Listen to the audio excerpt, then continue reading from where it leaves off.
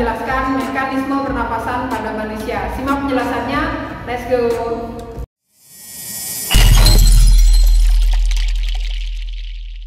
Nah, pernapasan pada manusia itu mengalami siklus yang terdiri atas inspirasi dan ekspirasi.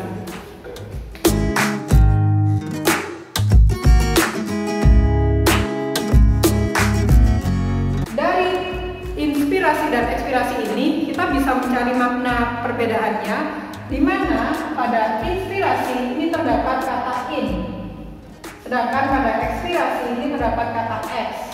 Ya kan, dimana in itu adalah masuk, sedangkan X itu adalah keluar. Dengan kata lain, inspirasi itu adalah udara yang masuk ke dalam paru-paru manusia, sedangkan ekspirasi itu adalah udara yang keluar. Atau kata lainnya adalah pada inspirasi itu artinya menghirup napas, menghirup udara atau menarik udara, sedangkan ekspirasi ini adalah menghembuskan napas atau bisa juga disebut dengan menghela udara.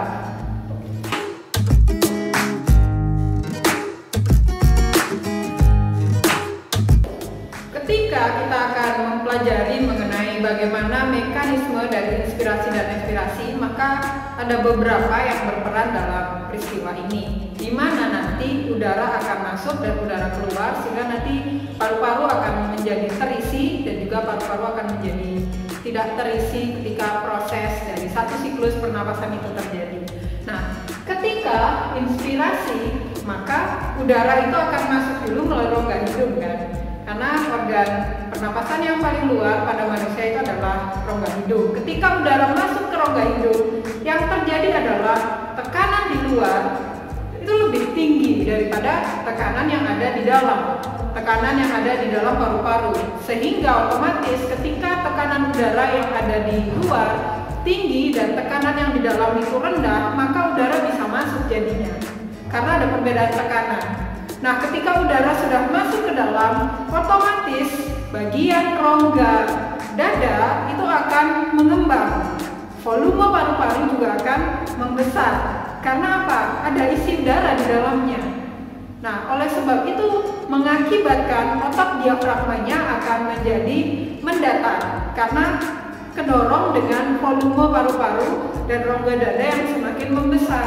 Karena rongga dada membesar, volume paru-paru membesar, otomatis tulang rusuk itu akan terangkat. Nah, terangkatnya tulang rusuk itu dengan volume rongga dadanya membesar, maka otot diafragmanya juga akan ketarik sehingga menyebabkan otot diafragmanya mendatar.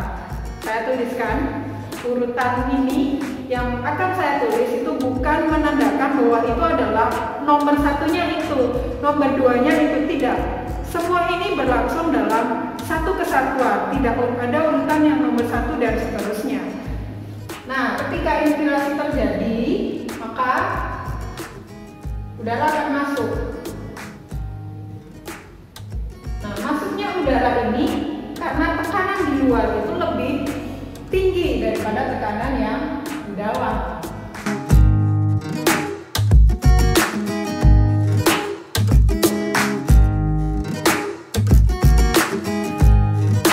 Jadi ketika volume paru-parunya membesar, itu pasti diikuti dengan rongga dada itu juga akan mengembang, ya.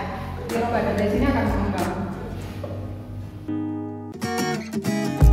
Baik, dengan kata lain, inspirasi ini itu adalah bagaimana peristiwanya berkontraksi. Jadi otot antar tulang rusuknya ini juga mengalami kontraksi, dia akan terangkat dan naik. Begitu juga dengan otot diafragmanya juga akan berkontraksi sehingga mendatar karena ada udara yang masuk. Kebalikannya, ketika terjadi peristiwa ekspirasi, kebalikan dari inspirasi. Nah, ketika udara sudah penuh di dada ya, maka otomatis tekanan di dalam dada itu akan jadi semakin tinggi. Karena tekanan di dada itu semakin tinggi, sedangkan tekanan di luar ini rendah, otomatis udara akan keluar. Ketika udara keluar, volume paru-paru juga akan mulai mengecil, sehingga rongga dadanya pun akan mengempis. Ketika rongga dada mengempis, tulang rusuk akan mengalami penurunan atau turun, sehingga otot diafragma akan kembali relaksasi dan posisinya kembali menjadi melengkung. Kebalikannya toh.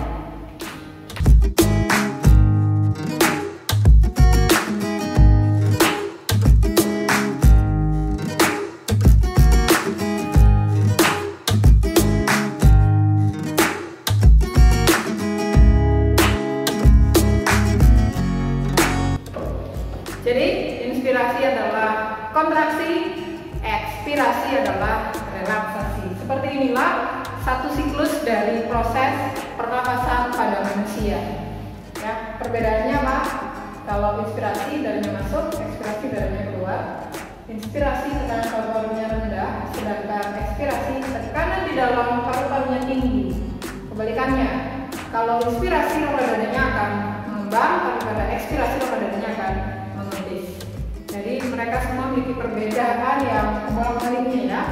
Dan volume di rongga paru-parunya, rongga dadanya juga di inspirasi itu membesar, dan volume dan otot antar tulang rusuk pada ekspirasi itu turun, sedangkan otot antar tulang rusuk pada inspirasi itu terangkat dan otot diafragmanya mendatar, sedangkan pada ekspirasi otot diafragmanya melengkung.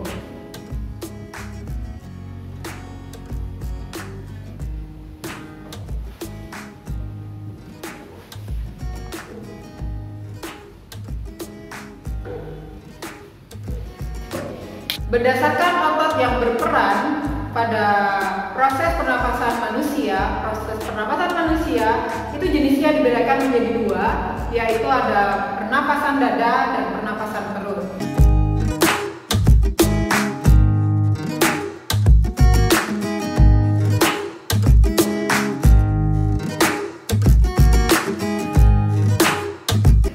Pernapasan dada ini yang terlibat di situ adalah otot antar tulang rusuk atau disebut dengan muscus intercostalis.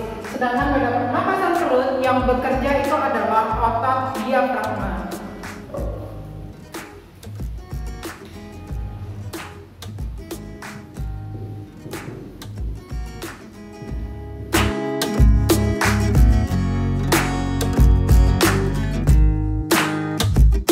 Pernapasan dada dan pernapasan perut juga memiliki siklus inspirasi dan ekspirasi. Jadi kedua-duanya juga mengalami inspirasi dan ekspirasi, di mana inspirasinya itu adalah berkontraksi dan ekspirasinya berrelaksasi.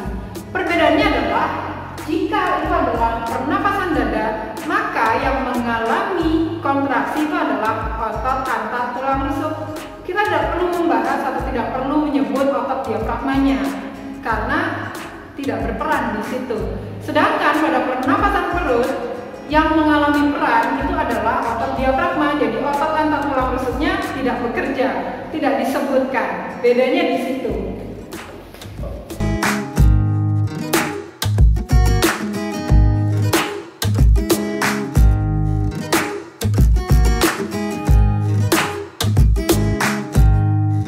Yang harus dicermati adalah ketika pernapasan dada, maka otot antar tulang rusuknya jika berkontraksinya dia terangkat atau naik. Sedangkan kalau dia ekspirasi itu turun.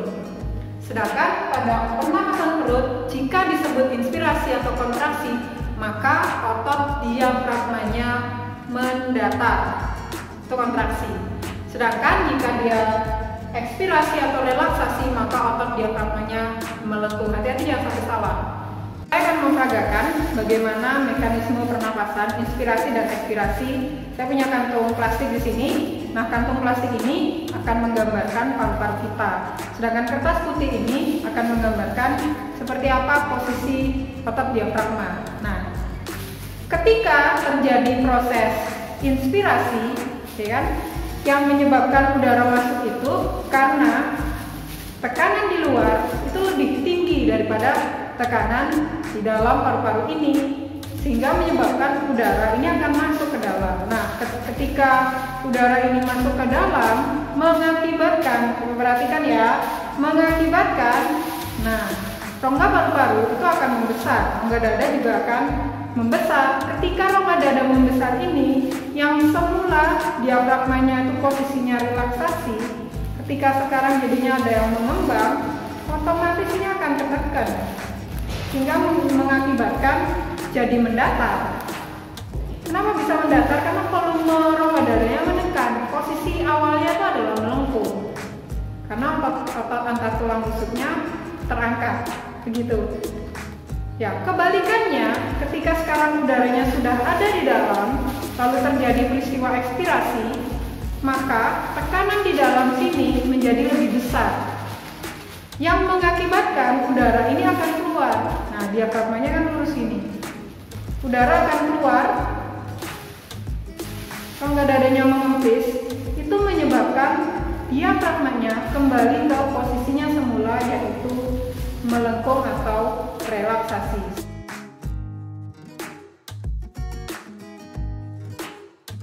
Inilah penjelasan mengenai pernapasan pada manusia. Semoga video penjelasan ini membantu. Jangan lupa subscribe ya. Terima kasih.